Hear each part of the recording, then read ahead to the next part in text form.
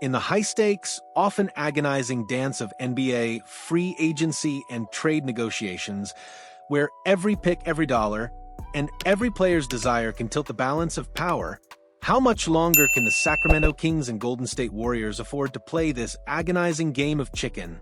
We're talking about Jonathan Kuminga, a young talent brimming with potential, and a trade saga that has captivated the league. For weeks, the whispers have grown louder, the anticipation building, as two fierce California rivals stand at an impasse over a deal that could profoundly reshape their futures. It's a classic standoff, one team desperate to add a dynamic piece to solidify their contender status, the other determined to extract maximum value for a player who, despite his talent, might be looking for a new home. But at what point does stubbornness turn into self-sabotage? And how much longer can fans endure this nail-biting uncertainty when a blockbuster move feels so tantalizingly close? The Sacramento Kings, a franchise that has shed its lovable loser label and transformed into a legitimate force in the Western Conference, have made their intentions abundantly clear. They are aggressively pursuing Jonathan Kuminga, the Golden State Warriors' restricted free agent, with a concrete offer that speaks volumes about their ambition. According to Sam Amick of The Athletic, the Kings have put a 3-year, $63 million deal on the table for Kaminga, a substantial commitment to a player who just turned 22. This isn't just a casual inquiry, it's a bold statement of intent. The Kings are not content with just making the playoffs. They want to contend for a championship, and they see Kaminga as a crucial piece of that puzzle. The proposed deal is structured as a sign-and-trade, a complex but often necessary maneuver in the modern NBA. To facilitate Kaminga's arrival, the Kings are offering a package centered around veteran guard Malik Monk and a 2030 first-round pick. Monk, a dynamic scorer and sixth man of the year candidate, has been a vital spark plug off the Kings bench, providing instant offense and playmaking. His inclusion in the deal highlights the Kings' willingness to part with a valuable asset to acquire Kaminga, underscoring their belief in the young forward's potential. The 2030 first-round pick adds future draft capital, a commodity always coveted by rebuilding or retooling franchises. On paper, it's a compelling offer, a clear signal that Sacramento is ready to push its chips into the center of the table. However, as with all intricate NBA trades, the devil is in the details, and for the Golden State Warriors, those details involve financial gymnastics and a fierce protection of future assets. To make the Kaminga sign-and-trade work financially, the Warriors would likely need to move additional salary to stay under the first apron, a critical threshold in the NBA's collective bargaining agreement that imposes severe restrictions on teams. This means players like Moses Moody or Buddy Hield, who the Warriors acquired in a separate move, potentially could be on move, adding another layer of complexity to an already delicate negotiation. The Warriors, ever mindful of their cap sheet and luxury tax implications, are navigating a tightrope walk.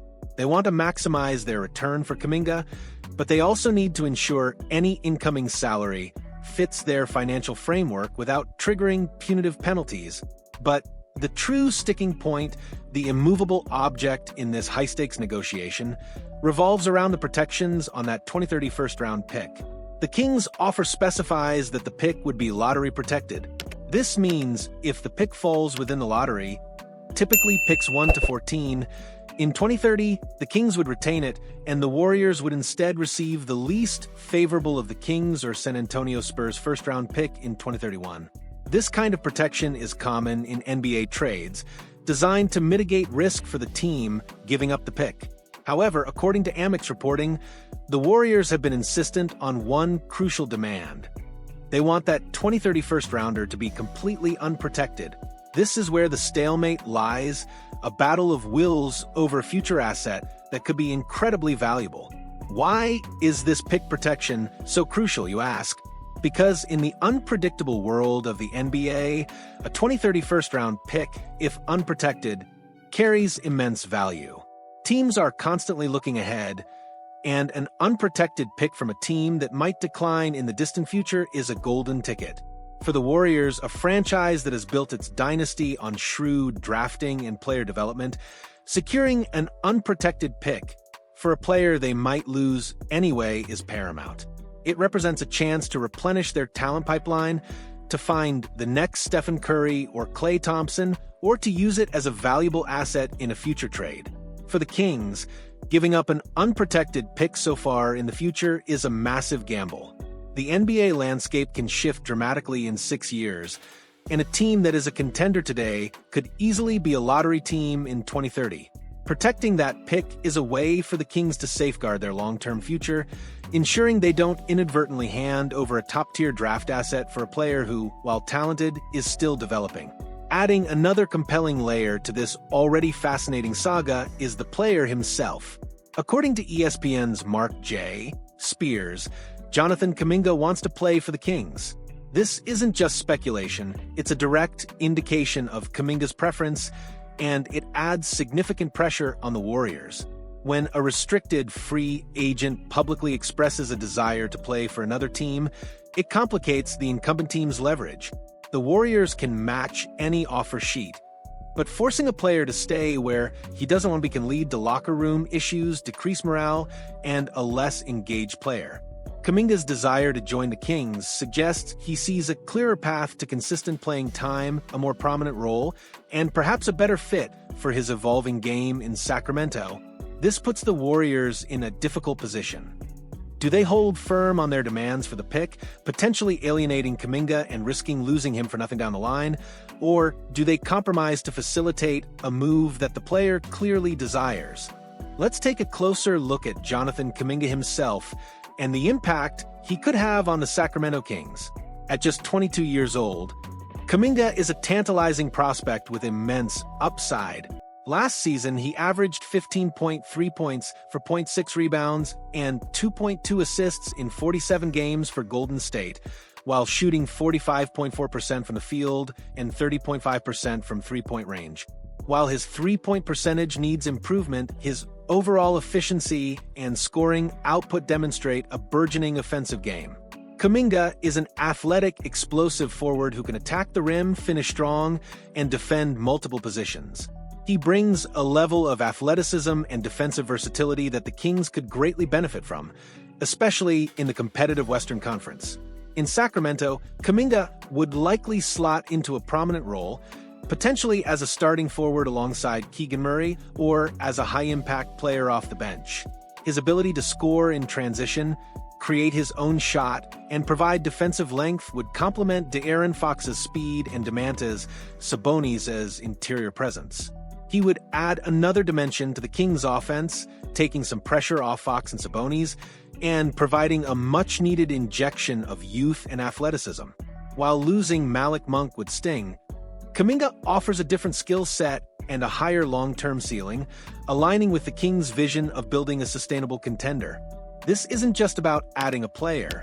It's about evolving the roster, diversifying their offensive attack, and fortifying their defense against the league's elite. The stalemate over the pick protections is more than just a minor detail. It's a fundamental clash of philosophies and risk assessment. For the Warriors, an unprotected 2030 first-round pick offers maximum flexibility and potential future value, a hedge against the inevitable decline of their aging core. It's a testament to their long-term planning, even as they try to squeeze every last drop out of their current championship window. For the Kings, protecting that pick is about managing risk and ensuring that a potential short-term gain doesn't cripple their long-term prospects. They're betting on Kaminga's immediate impact, but they're also wary of the unpredictable nature of the NBA, where fortunes can change dramatically in a few short years. This isn't just about a trade. It's about the very identity and future trajectory of both franchises. If this trade goes through, it could significantly alter the landscape of the Western Conference. The Kings would immediately become a more formidable opponent, adding a dynamic young talent to an already exciting roster. It would signal their arrival as a serious threat, not just a feel-good story. For the Warriors, it would mark another step in their transition, moving on from a talented young player who might not fit their immediate timeline in exchange for future assets. It's a delicate balance for a team trying to compete now while also preparing for the post-Curry era. If the deal falls apart, both teams face different challenges. The Kings would have to pivot to other targets, potentially missing out on a key piece. The Warriors would have to decide whether to match Kaminga's offer sheet and potentially deal with a disgruntled player or let him walk, losing a valuable asset for nothing. The air is thick with anticipation, and the basketball world waits with bated breath. This isn't just a trade negotiation, it's a microcosm of the relentless strategic battles waged behind the scenes in the NBA. It's about ambition clashing with long-term vision, player desire meeting organizational leverage, and the agonizing pursuit of that elusive championship puzzle piece. The Kings are pushing hard. Kaminga wants to be in Sacramento, but the Warriors are holding firm on their demands for an unprotected pick. Only time will tell if a compromise can be reached, or if this promising blockbuster will ultimately fall apart, leaving both fan bases frustrated and wondering what could have been. What's your take on this intense standoff? Do you believe the Sacramento Kings should concede and offer an unprotected 2030 first-round pick to secure Jonathan Kuminga, given his desire to join the team and his potential impact? Or should the Golden State Warriors soften their stance on the pick protections to facilitate a deal that could still bring them valuable assets? Share your passionate opinions, your trade proposals, and your predictions for how this high-stakes negotiation will ultimately play out in the comments below. And if you're as gripped by the drama of NBA transactions as we are, make sure to hit that like button and subscribe to our channel for more exclusive reports and dynamic analysis that keeps you on the pulse of the league. Your support means the world to us.